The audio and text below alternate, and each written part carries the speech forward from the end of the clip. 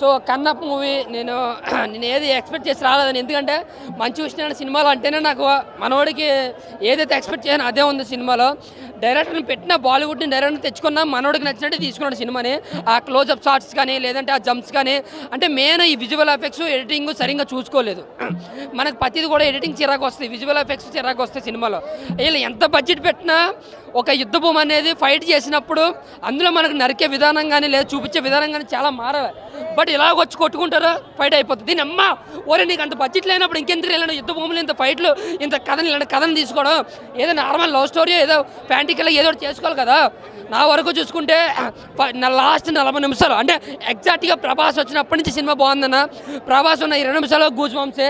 తర్వాత కన్నప్పగా మారిన ఆ సీన్ ఏదైతే కన్నుగా తీసే సీన్ ఏదైతే ఉందో ఆ శివ శంకర సాంగ్స్ బీజిఎం అయితే నెక్స్ట్ లెవెల్ అన్న సినిమాకి చాలా అంటే చాలా బాగా కొట్టాడు.